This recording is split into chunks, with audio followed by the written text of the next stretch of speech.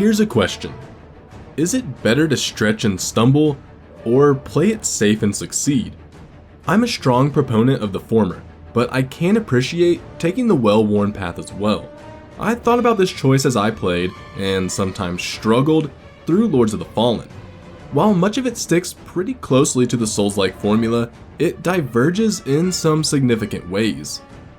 Those innovations will help Lords of the Fallen distinguish itself in a crowded genre, if, that is, some of the game's flaws and issues don't sour the experience for players before they can be addressed.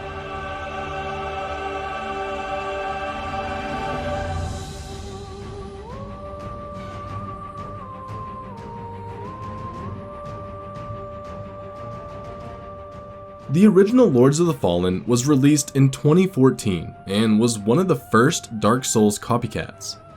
It was criticized at launch for some pretty horrendous technical issues and for sticking too closely to the From Software design template. In time, the bugs got fixed, there were graphical updates, and the game even found an appreciative fanbase. Ironically, sticking to the Soulsborne formula has become the norm over the past 10 years. It has become a feature, not a bug. Aside from the title and a shared dark fantasy setting that propels the timeline 1,000 years forward, the new Lords of the Fallen has no practical relation to the original. It is essentially a reboot. It's also, of course, a Souls-like. This, as most gamers know by now, is shorthand for a specific genre of action RPGs. Some of the most common characteristics include emphasis on challenging, risk versus reward combat, reliance on light and heavy attacks, and skillful use of dodges, rolling, blocking, and perfectly timed parries. Add healing checkpoints, some basic upgradable stats, and you have most of the fundamental ingredients. But if it was simply a matter of assembling the parts, every game in the genre would be great. And they're not. Lords of the Fallen does a very good job of following the template.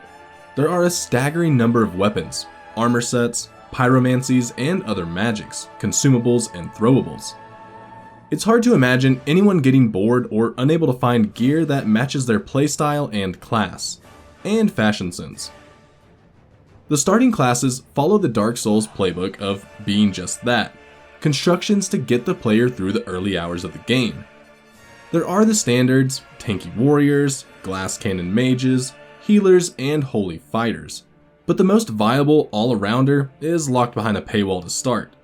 The Dark Crusader is a paladin with both strength, high hit points, and offensive holy magic, but the class is only available to purchasers of the game's deluxe edition at a premium price, which is a bummer. All that's to be expected in a standard fantasy RPG. Where Lords of the Fallen diverges from tradition is splitting its world in two. There's the everyday world of Axiom, a kingdom filled with imposing castles and cathedrals, rickety mountainside slums, dark forest, and dangerous swamps. But underneath Axiom is an interdimensional, death and dark magic-filled plane of reality called Umbral. Moving back and forth between the realities of Axiom and Umbral allows the player to find hidden paths, solve puzzles, and fight monsters that only exist in the dark world. And while it's tempting to stay and fight Umbral, there is a cost. The longer one remains in the realm, the more enemies appear and the more powerful they are. Dying in Axiom means an automatic resurrection in Umbral. It's a second chance to finish a fight, but it also means a frantic, terrifying scramble to find an exit point before dying and losing everything. From a design standpoint, it's an incredibly complex and audacious mechanic. It rarely feels like a gimmick in search of a grander purpose, and it adds a great strategic layer to exploration and combat. Going voluntarily into Umbral never feels like a decision to take lightly. Dying in Axiom and rising again in Umbral was always a mixture of relief and terror. Finally, level design in Lords of the Fallen is intricate, interesting, and masterful. It's easy to get lost in the best From Software way, and exploration is always rewarding. I've described a rather appealing and successful RPG that manages to innovate while remaining firmly in these Souls-like traditions. And that's all true. Unfortunately, Lords of the Fallen has some issues. Almost all of them are fixable. The original Lords of the Fallen debuted with serious technical problems. It's surprising then that developer Hexworks wasn't meticulous in making sure the new game was as pristine as possible. Instead, the PC pre-release version has been plagued by crashes, bugs, and a lack of optimization. The PS5 version was sent to reviewers with a bug that wiped save games and an issue with game audio. Framerate drops were common in my playthrough on the PS5 as well. Your experience may vary, but on PC, low-end or middling rigs are going to strain. The devs have released a steady stream of patches though, so maybe by launch day things will have been cleaned up. Recently, the otherwise excellent Lies of P struggled with balancing enemies. Elites and bosses' difficulty were out of proportion to normal enemies. Lords of the Fallen has the opposite problem. The sheer quantity of aggressive, low-level enemies sometimes makes exploration a slog. On the other hand, the game's imaginative bosses are mostly tough but fair, given practice, skill, and appropriate gear. Mini-bosses are uniformly right in the middle. To wrap up the game's negatives, while there is a huge amount of variety to combat and enemies, there's a fair bit of jank and clunkiness too. Running has an unrealistic, almost comical animation, and rolls are ridiculously long. On the other hand, jumps are anemic. All these problems come together in the game's second area, a sprawling mountainside complex of temples, caves, and scaffolding. Dying to gravity while miscalculating a roll or jump is at least as common as being killed by an enemy. Players adverse to platforming will never stop cringing.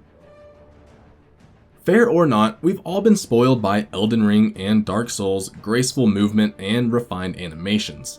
Lords of the Fallen's systems, movement, and controls will take Souls veterans some hours to get comfortable with, but it will come. Distracting in a much more positive way are Lords of the Fallen's Unreal Engine 5 powered visuals. Thanks not just to technical wizardry, but meticulous and creative art design, the game looks spectacular. Architecture, lighting, and enemies are of a piece in each of the game's varied zones. Some of the detail and sharpness gets lost on compressed YouTube videos, so you'll have to see it for yourself. The magic and spell effects might just be the best in the genre. Sound design is not quite as consistent, starting with the dozens of voiced NPCs. There are several standout performances, but a few seem seriously miscast or at least not up to the task. Overall, many of the combat and magic effects are punchy and unique. Others lack presence. The environmental audio could use more attention paid to spatial separation and enemies' location in the world. The always reliable Chris Velasco co-composed the score, which ranges from typical action bombast to more intimate moments using exotic colors. For some reason though, I was never compelled to pay much attention to the music.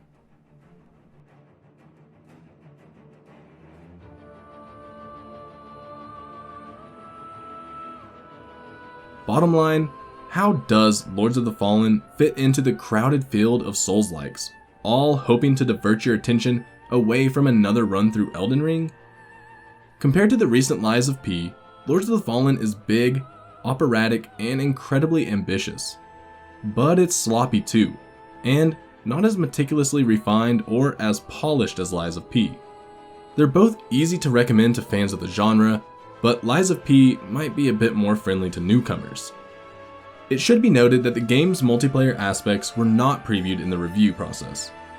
It's an important unknown how both cooperative and PvP play will impact the difficulty of combat and exploration, or for that matter, if everything even works. With incredible art design, challenging action, and a very innovative dual-world mechanic, Lords of the Fallen is probably a must-play for fans of Souls-likes.